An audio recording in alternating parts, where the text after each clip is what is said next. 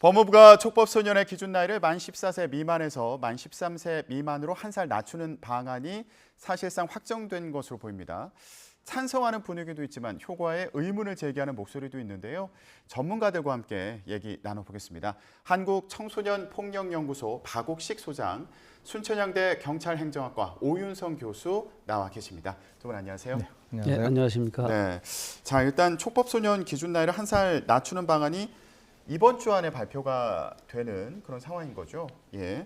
자, 지금 현재는 만 14세 미만이고요. 이거를 만 13세 미만으로 한 살 낮출 것으로 보인다. 이런 상황인데 일단 소장님과 교수님 의견은 어떤지 개인적인 의견 좀 먼저 여쭤볼게요. 예, 소장님 같은 경우 어떠세요?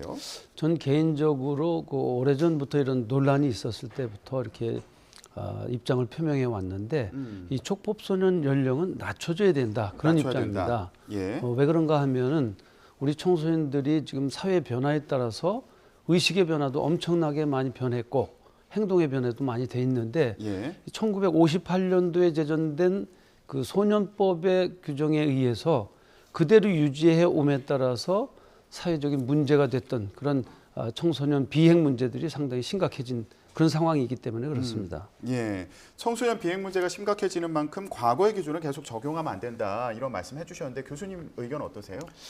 저도 이제 지금까지 13세까지 이번에 원래 그 12세까지 하향 조정까지 검토를 했는데요. 더 낮추는 방안. 예, 그런데 저는 이제 있었군요. 13세를 정도까지 낮추는 것으로 그렇게 얘기를 한 것인데 이건 한번 낮춰버리면은 다시 올리긴 힘들거든요.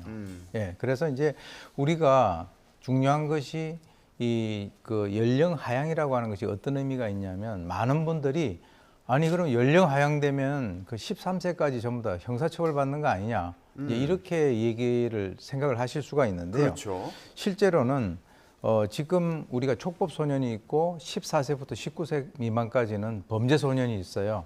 이 사람들 같은 경우는 그 사안에 따라서 형사법으로 처벌을 받을 수 있고 소년법에 의해서 처벌을 받을 수도 있어요. 예. 그런데 이제 지금 문제가 이 지금 14세에 해당되는 그쪽에 있는 아이들이 흉악범죄 이런 사람들이 이제 늘어나기 시작했다는 거죠. 아까 이제 소장님 말씀하신 대로 1958년도에 그런 어떤 그 촉법소년을 적용할 때만 하더라도 예. 특수강간이라든가 살인을 하는 그런 청소년들이 없었어요. 지금 이제 그 사람들에 대해서 이제 처벌할 수 있는 그런 어떤 그 여지가 없기 때문에 이번에 하향 조정을 했다라고 하는 것이죠. 예, 그래서 그런 논의가 있는 모든 사람에 상황인데요. 대해서 이렇게 13세 미만에 대해서 형법으로 처벌하는 것이 아니라 예. 사안에 따라서 즉 즉 다시 말해서 이것이 하향 조정된다 하더라도 99%의 모든 소년범들은 이전하고 똑같이 소년법에 의해서 보호 처분을 받을 수 있다라고 하는 이 사실을 국민들께서 인식을 하실 필요가 있다는 거죠. 지금 논의가 그러면은 연령을 하향 조정하더라도 범죄 형태에 따라서 지금 더 강력한 처벌을 받는 경우가 생기는 거다 이렇게 이해를 할 수 있는 그렇습니다. 겁니까? 거기에 해당되는 사람들. 그렇군요.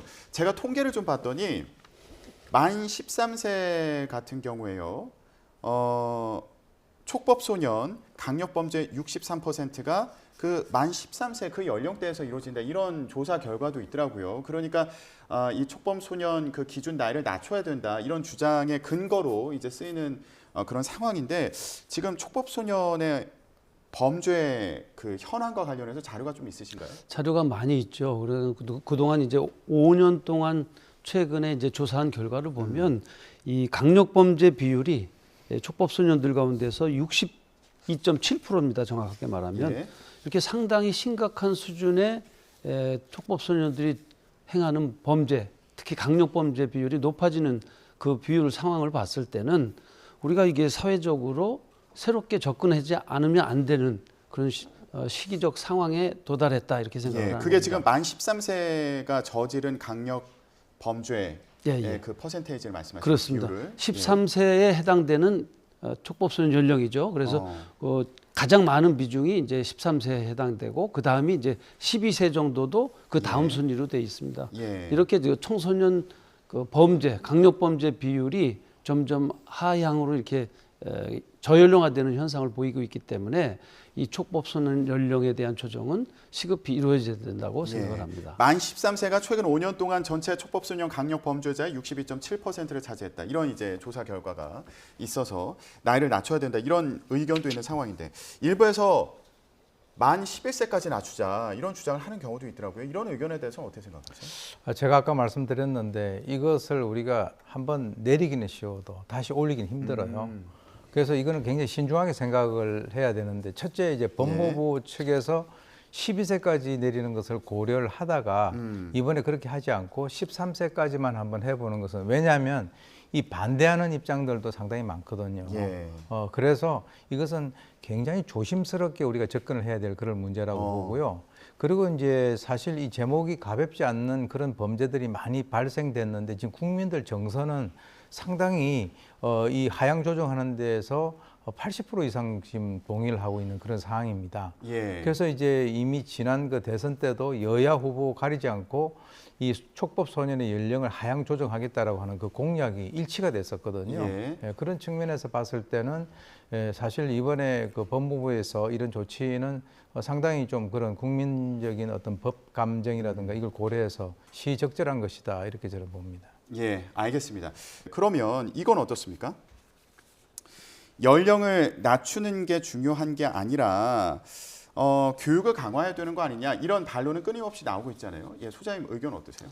물론 그런 입장도 충분히 고려해야 된다고 생각을 합니다. 촉법소년 이 연령에 낮추는 부분에 있어서는 법과 제도를 좀 명확하게 시대의 흐름에 맞춰야 되는 그런 그 상황이 되고요. 그것과 함께 더불어서는 이제 그 여러 가지 촉법소년에 대한 교육, 교정, 뭐 상담 이런 차원에서의 접근도 당연히 필요하다고 볼 수가 있겠습니다. 예. 그래서 이 그 청소년들의 이 인성이라든지 신체적인 발달 이런 것들을 고려한 여러 가지 그 교육적인 조치가 필요한데 특별히 보면은 이 그 교정기관에 있는 청소년들에 대해서 이 그 전문가들의 개입들이 상당히 좀 부족한 부분들도 많고요. 그 다음에 단순하게 수용하는 차원에서 끝나는 것이 아니라 이제는 그런 청소년들이 좀 적극적으로 사회에 진출하고 또 학교에 적응할 수 있는 새로운 차원의 이제 접근 등 방식들이 좀 도입이 돼야 된다고 생각을 합니다. 예. 자, 지금 연령을 낮추더라도 교정 과정이 필요하다 이런 말씀을 해주신 건데 일부에서 이제 나오는 게 이게 연령을 낮추면 소년 범죄율이 함께 내려갈 것인가? 예, 이런 의문은 충분히 또 제기할 수 있는 상황인 거잖아요. 교수님 이 부분에 대해서 어떻게 생각하세요? 지금 이제 반대를 하시는 분들 중에서는 그런 어떤 효과성에 대해서 의문 제기를 하는 측이 많습니다. 예, 그럴 수 있죠. 중요한 것은 뭐냐면 아까 제가 모두에도 말씀드렸지만은 이 연령 하향 조정을 하는 것은요. 우리가 이제 여기에 비유를 할 수가 있어요. 우리가 항암 치료하잖아요. 예. 항암 치료를 하는데 이 건들면 안 된다라고 해서 그냥 놔둘 것이냐, 아니면 그 중에서도 우리가 표적 치료를 할 것이냐. 즉 중요한 어떤 부위에 대해 가지고는 우리가 전체를 갖다가 이렇게 흔들지 않은 상태에서도 충분히 조치를 할 수 있다라고 하는 것이죠. 그래서 이것에 대해서는 전혀 건들면 안 된다라고 하는 것은 마치 우리 몸에 암이 발생했는데 여기에 대해서는 그냥 놔두자, 덮자라고 하는 것인데 지금 이제 연령을 하향 조정한 것은 그 중에서도 아까 말씀드렸던 99%는 영향을 받지 않는데 흉악 범죄를 저지르는 바로 13세, 14세 그 사이에 있는 그 사람들에 대해서는 어떤 형사처벌도 가능하게 하자라고 하는 그런 의미거든요. 그 왜 그러냐면 지금 이제 14세 미만 아이들이 우리 촉법이야. 경찰에 검거돼 가지고 인증샷 찍어서 올려요. 아, 그래요? 그리고 이제 지구대에 가가지고 경찰 순찰차 위에 올라가서 막 그 발로 이렇게 그 난동을 부리는 그러면서도 뭐라 그러면 나 촉법이다. 이런 잘못된 메시지를 지금 우리 사회에서 그 어린 청소년들에게 주고 있었다는 거예요. 예. 그것은 이제 앞으로 더 심각한 문제가 될 수 있는 그런 상황이 되기 때문에 이번에 이제 정부에서 이런 조치를 취한 것이 아닌가라고 생각이 듭니다. 예. 근데 일부에서는요 또 이게 연령을 낮추더라도 처벌할 수 있는 대상이 많지 않은데 이거 단순히 겁주기 하려는 거 아니냐 이런 시각도 있더라고요. 이런 부분 어떻게 보세요? 근데 단순히 겁주기 위한다고 이렇게 얘기하는 부분은 상당히 좀 지나친 것이고요. 지금 교수님께서 말씀하셨듯이 이 촉법 소년들이 악용하는 사례들이 워낙 많기 때문에 사실은 이 그 촉법 소년 연령을 하향 조정함으로써 얻을 수 있는 효과는 상당히 많다. 그 사례들이 우리 학교 폭력 예방 및 대책에 관한 법률에서도 이게 그 학교 폭력이 너무 지속적으로 증가하다 보니까 굉장히 심각한 자살 사건까지 일어났는데 그거에 대해서 엄벌을 처하게 되는 그런 조치를 하면서 대폭 감소가 됐어요. 그런 사례들이 우리 사회에 있기 때문에 이제는 이게 그 악용 사례를 낮추고 단순히 이제 일부의 겁주기식의 어떤 그 대응이 아니냐 하는 그런 그 논란은 이제는 자제해야 된다는 상황이고요. 일단 법이 바뀌면서 우리 촉법소년들도 경각심을 갖게 되고 그러면서 나름대로 어쨌든 삶을 살기 위한 미래에 위한 어쨌든 준비를 할 수 있는 그런 방향으로 나갈 수 있기 때문에 이런 효과들은 상당히 좀 필요한 효과들로 나타날 수 있을 것이다. 이렇게 생각합니다. 사전에 이제 경고를 하는 의미도 있을 테고 그리고 실제로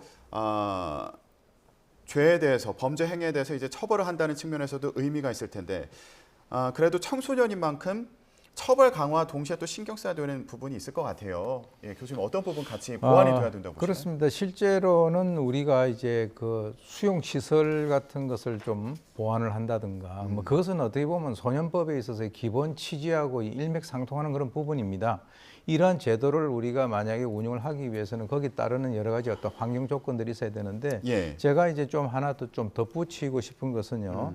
지금 여야 상관없이 이 특정 강력법상에 있어서의 특정 강력범죄 예컨대 살인, 약취, 강도, 강간이라든가 이런 것들은요. 이 소년법을 적용하지 말고 이것은 전부 다 형사처분을 갖다 해야 된다라고 하는 그런 주장들이 이미 국회에서 많은 그 법안들이 지금 제기가 되고 있고요. 또 하나는 어떤 문제가 있냐면 이 반복적으로 하는 거 있죠. 예를 들어서 서울에서 차를 훔쳐서 대전으로 이제 가서 거기에서 오토바이 배달하는 사람을 죽게 만들었어요. 그 사람들이 촉법이기 때문에 그 사람들은 이 처벌을 갖다 안 받는단 말이죠. 그런데 바로 그 다음날 또 차를 또 훔쳤어요. 또 그 다음날 또 차를 훔쳤어요. 이렇게 반복적으로 상습적으로 하는 사람들에 대해서는 어떻게 할 것인가에 대해서는 우리 사회가 한번 생각을 해봐야 되고요. 이런 것들이 해결이 되지 않으면 앞으로 12세 미만으로 또 하향 조정하자. 이런 얘기가 나올 수 있는 가능성이 있다라고 하는 것이죠. 강력범죄와 경범죄를 좀 구분해서 처벌을 해야 된다 이런 얘기가 나오는 이유가 사실 지금 또 경범죄를 범한 경우와 또 같이 소년원에 머무르는 경우에 더 삐뚤어지는 경향이 있다. 이런 그렇지 않습니다. 왜 그러냐면 이 보호 처분이요 1호에서부터 10호까지 돼 있거든요. 이 10호라고 해봐야 최장 소년원에서 2년을 가는 것인데 대부분의 학생들은 10호까지 가는 경우가 그렇게 많지가 않아요. 1호에서부터 10호까지 10가지가 있기 때문에 지금 그렇게 걱정을 하시는 것 같이 그런 많은 소년들이 무조건 구금이 된다든가 하는 그런 현실이 아니다라고 하는 것을 우리 국민들께서 인식을 하셔야 됩니다. 지금 제가 드렸던 말씀은 혹시라도 이제 지금 상황에서 경범죄와 강력범죄가 같이 이제 구금이 되면서 영향을 받는 거 아니냐? 강력범죄를 저지른 그런 청소년들 아니죠. 강력범죄하고 완전 분리된다는 거죠. 아까 제가 말씀드렸듯이 99%는 거기에 대해서 영향을 받지 않는다. 알겠습니다. 자, 이제 조만간 결론이 날 것으로 보이는데요. 관련해서 우려도 나오고요. 그리고 필요하다는 목소리도 높은 그런 상황입니다. 관련해서 어떤 점 보완이 필요한지 얘기 나눴습니다. 오늘 얘기 여기까지 듣겠습니다. 한국청소년폭력연구소의 박욱식 소장, 또 순천향대 경찰행정학과의 오윤성 교수였습니다. 두 분 고맙습니다. 네, 감사합니다.